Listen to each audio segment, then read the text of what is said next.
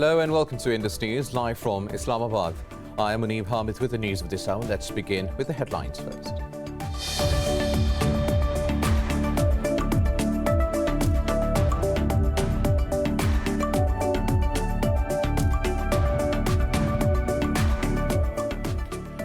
The United States, Australia and the United Kingdom have issued a warning that there is a high threat of a terrorist attack at Kabul airport. The three have advised their citizens not to travel to the airport, while those already there should leave the area immediately. However, the Taliban have said their guards continue to protect civilians from any ISIS attack outside the airport. Pakistan's Prime Minister Imran Khan says peace in Afghanistan is essential for regional stability. In a phone call with Russia's President Vladimir Putin, Khan urged the international community to come forward to help Afghans. He also reiterated the call for a comprehensive political settlement in the war-torn country. The two leaders agreed to continue cooperation in order to promote regional peace and security.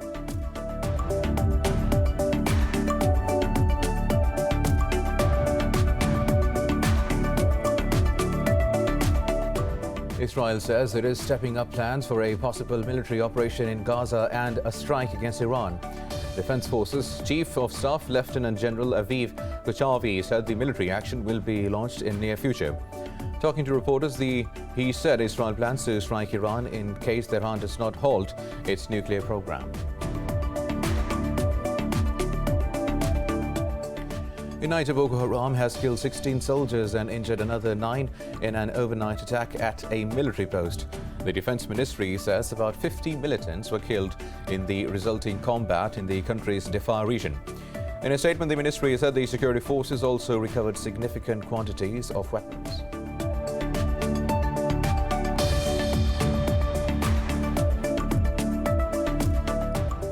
Brazil has recorded 903 daily deaths from COVID-19 and more than 30,000 cases. In Pakistan, the virus claimed 85 lives and infected over 4,500 people in the past 24 hours. Globally, the death toll has exceeded 4.4 million, while the caseload is approaching 214 million.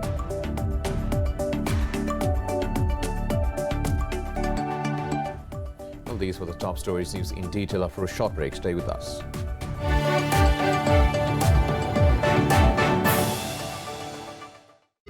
Welcome back. Now let's have the news in detail. The US, Australia and the UK have issued a warning that there is a high threat of a terrorist attack at Kabul airport. The three have advised their citizens not to travel to the airport.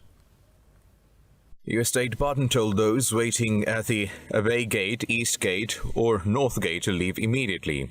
UK's Foreign Office said anyone in the area should move away to a safe location and await further advice. The Taliban official said their guards continue to protect civilians from any ISIS attack outside the airport. However, he noted Western forces must stick to a deadline of completing evacuations by the end of this month. More than 82,000 people have been airlifted from Kabul since the Afghan capital fell to the Taliban. The US Army Major General William Taylor says there are still over 10,000 people at the airport waiting to be evacuated. Now for the latest, our correspondent in Kabul, Samara Khan, spoke to the head of Kabul News, Jilani Zwok, about the current situation in the Afghan capital and the crisis at the Hamid Karzai airport.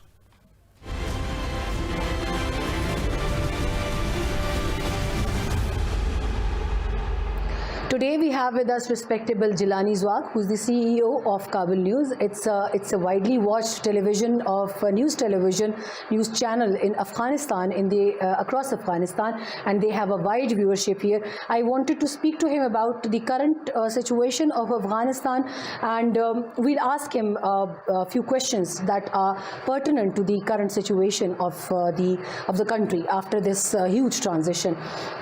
Sir, आपका बहुत शुक्रिया, आपने वक्त दिया हमारे channel के लिए. So thank you so much for talking to Indus News. We welcome you at Indus News Special Transmission. Will you first tell me what is the situation in Afghanistan? जी एक बहुत बड़ा चेंज आया है. A big change has taken place. It's a regime change, a regime which had been based on democracy, and now the Taliban have come. Taliban who have their own viewpoint, what they call a system based on Islamic teachings. Initially, people were very scared because of their history, because of their previous tenure Kashmir, people were scared because they were unsure that what is going to happen to their freedoms. There were a lot of restrictions in their last regime. People were worried that how would they treat their enemies? Would they imprison people, or there would be some executions? People were worried that what will happen if the Taliban came to power, as they have set a brutal impression in the past 2 decades, and when they will come to the center, they will bring violence with them. But the ground reality is a bit different. In the past week, the Taliban have tried to assure especially the women and media that they will carry out their work. There is a little worry here that the working women have been told to stay at their homes, telling that as all the offices are under the influence of security personnel, just to prevent any mishap. But let's see what happens. Perhaps the Taliban themselves were not expecting to enter Kabul by this time. They were not of a view that how to form a new government. Now, it's been more than a week that there is no government in Afghanistan, and this is a huge problem. The services people need are running at certain levels, but the large businesses are still frozen, and this is the biggest public concern. The security is even more than their expectations. In Taliban's previous government, even I could not have sat here wearing this dress, couldn't have talked to you like this, but this time it's happening. We expect that if the situation remained the same, then everything would settle. कि आप अपना काम कर सकते हैं, कोई मुश्किल नहीं. बिल्कुल ठीक है. मुझे आपने वैसे तो जो चीज़ें मैं पूछना चाह रही थी आपने. Well, the things I wanted to ask you, you summarized everything beautifully in one answer. But you are a media personality and running a big channel for a long time. Do you think that if the countries did not recognize Afghanistan, what would be the economic condition here? And as the US troops are also withdrawing on the 31st of August, and their attitude towards those Afghans who they came to rescue 20 years ago was unfair, and they ordered the Taliban to bar them from entering Kabul airport and fired at the ones who still tries to enter. What do you think? Will there be a humanitarian crisis in Afghanistan? Are there any expectations? What can Pakistan do in this scenario? पर जो हम सूरत हाल देख कर आए हैं. ये एक बहुत बड़ा डर मौजूद है लोगों के ज़हन में. Yes, people do think like this.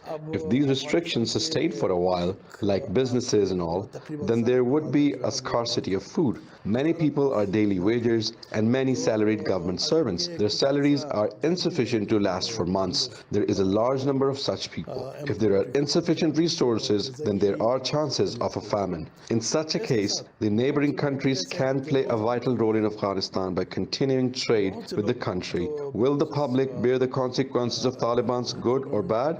In order to isolate Taliban, if Afghanistan is pushed into isolation, then it would affect the common people rather than the Taliban. This is something that the world should be wary of. It will be like punishing the general public for the sake of politically engaging the Taliban.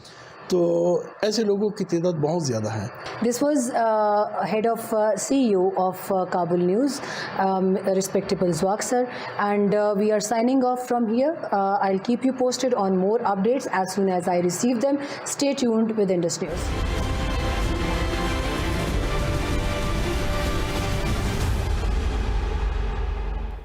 Oh, thank you, Samara Khan, our correspondent in Kabul.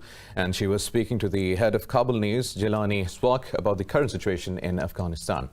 Now, moving on, Pakistan's Prime Minister Imran Khan says peace in Afghanistan is essential for regional stability. He was speaking to Russia's President Vladimir Putin over the phone. Khan urged the international community to come forward to help Afghans. He also reiterated his call for a comprehensive political settlement in the war-torn country. The Prime Minister also invited Putin to visit Pakistan. The two leaders agreed to continue cooperation in order to promote regional peace and security.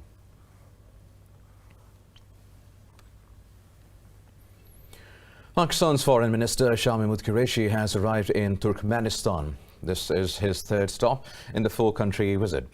Pakistan's ambassador to Turkmenistan and senior Turkmen foreign ministry officials received him at the Ashgabat airport. Qureshi will meet with Turkmen President Gurbanguly Berdimuhamedov and Vice President Rashid Meredov. The meetings will focus on bilateral relations and the promotion of cooperation in various fields. They will also discuss the regional situation, including Afghanistan.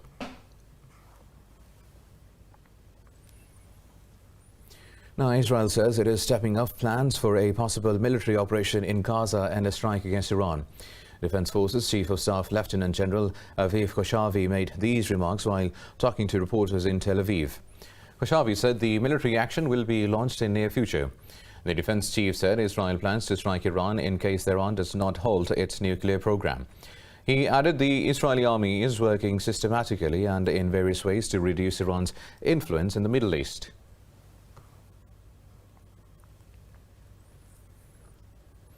Now in Niger, Boko Haram has killed 16 soldiers and injured another 9 in an overnight attack at a military post.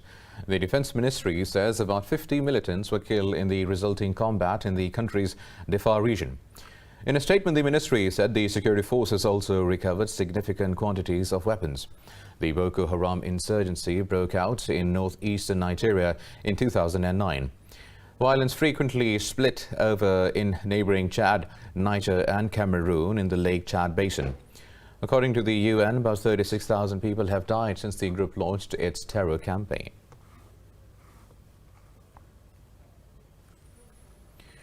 Meanwhile, in Tanzania, a gunman has killed 3 police officers and a private security guard near the French embassy in Dar es Salaam. The police said 6 others were injured in the attack.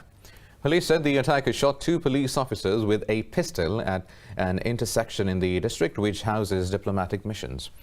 He took rifles from the fallen officers and headed to the French embassy, firing randomly and occupying the guardhouse. In a tweet, President Samia Suluhu Hassan said the attacker has been neutralized and calm has returned. Talking to reporters, Inspector General of Police Simon Siro said the armed man was a foreigner believed to be from Somalia.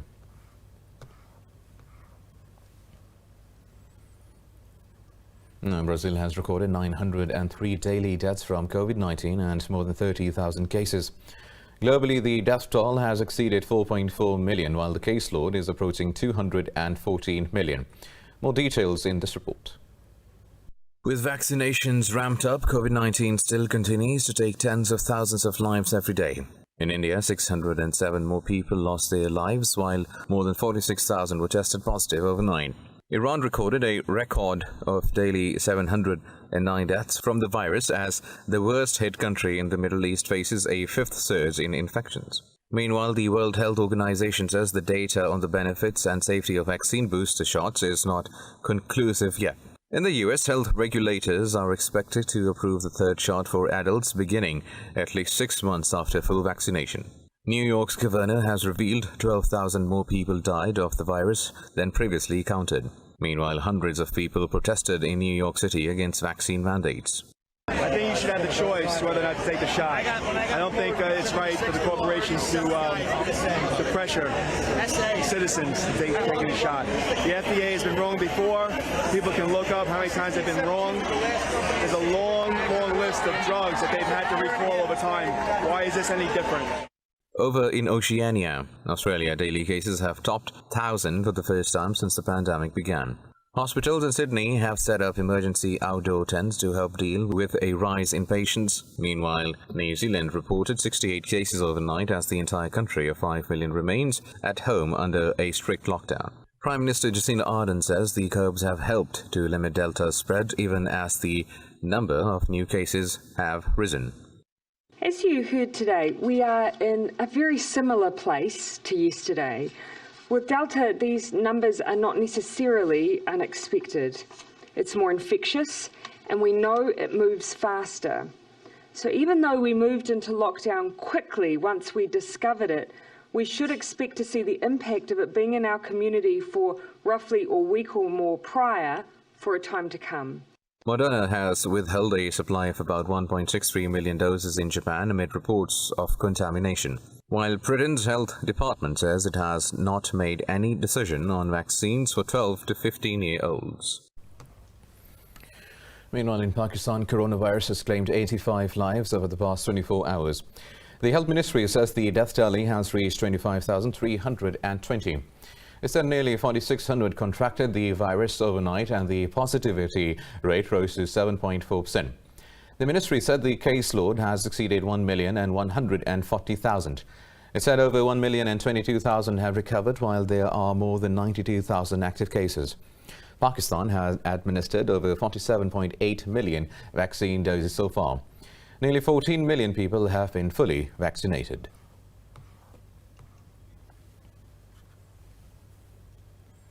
One is coming up after a short break. Stay with us.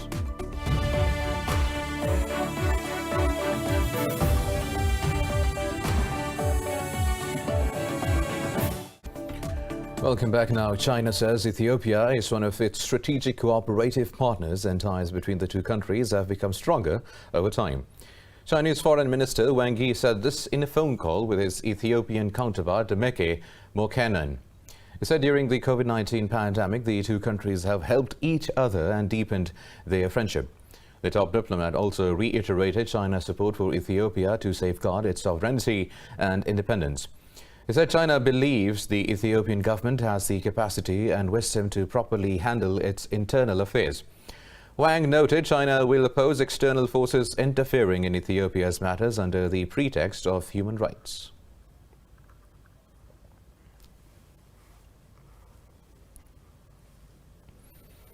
Now, the U.S. court has upheld the conviction and death sentence of white supremacist Dylann Roof in a case of killing 9 black people in 2015. The 3-judge federal appeals court said the legal record cannot even capture the full horror of what he did. A unanimous panel rejected arguments that the white man should have been ruled incompetent to stand trial. The Fourth Circuit found that the trial judge did not commit an error when he found Roof was competent to stand trial. The panel added that Roof's crimes qualify him for the harshest penalty that a just society can impose. Earlier in 2016, a jury found Roof guilty of 33 federal charges of the mass shooting at church and later on sentenced him to death.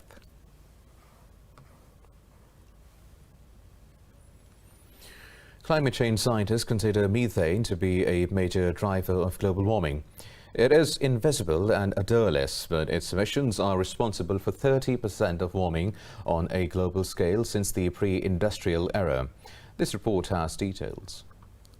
Methane is the main component of natural gas and is over 80 times more potent than carbon dioxide in the first 20 years after emission. It is produced as a byproduct of the oil and gas industry. Methane is the major component of natural gas and, if captured, can be used as a fuel for power plants and domestic purposes. Its concentration in the atmosphere is currently increasing at a rate of around 1% per year. And experts say tackling methane emissions is the strongest lever they have to slow climate change over the next 25 years. There is an industrial area here using a lot of methane. Why we have to put it in the sky and contribute to the destruction of our climate? So there must be more rational ways in year 2021 to use methane instead of venting in the atmosphere. While governments around the world do not usually report leak rate figures, scientists can estimate the leak rate by looking at reported emissions and reported production. A Clean Air Task Force official says it took the images of more than 200 sites across Europe over 3 months. He said most of these sites have been leaking emissions in some way or another. And on the second visit to the same sites revealed the authorities did nothing to fix it and the leakage was still there. Whether it's a leak or some sort of operational practice, most of these emissions can be reduced at negative or marginal costs to the company. For instance, when you look at the video of the rusted hole in the tank from Italy, you see that could have been detected with the leak detection and repair program. And then the company could have gone and fixed the tank. Thanks to rapidly advancing technology, a growing fleet of satellites is now aiming to help close the valve on methane by identifying such leaks from space. Scientists from a European technology startup have been able to pinpoint the location, potency, and size of leaks around the world via satellite imagery. Now in Brazil, Sao Paulo's tallest building, the Mirante de Veil, now features a glass floor on its 42nd level. The lookout from the floor is putting the fear of heights to the test. Details in this report. One of the biggest cities in the world now boasts a bird's-eye view of its Brazilian concrete jungle. Called the Sampa Sky, this dizzying lookout will open to the public on the 8th of August. But a selected few were treated to a special preview at the 170-meter tall building. I thought I wouldn't be scared, but when I stepped out, I was a little scared. Then I looked out to the city. This beautiful view on this beautiful day too. I think it's beautiful. I love it. It was something that was missing in Sao Paulo. The entire city can be viewed from the Sampa sky. One can also locate and see the main tourist landmarks from over there. This is an incredible sensation. I am scared to death of heights, I must confess. But I worked through this fear, and after the first step, it was incredible. It is incredible to see the city from this height. The Sampa sky was inspired by Chicago's sky deck on the 103rd floor of the Willis Tower.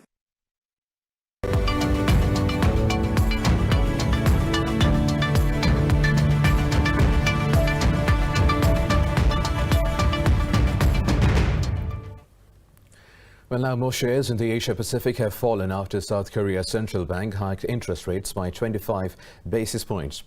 Hong Kong's Hang Seng Index led the losses, diving 1.5%. Stocks in mainland China dipped close to 0.75%. The Kospi in South Korea and Australia's ASX 200 retreated over 0.5% each. Japan's Nikkei 225 is hovering on the flat line.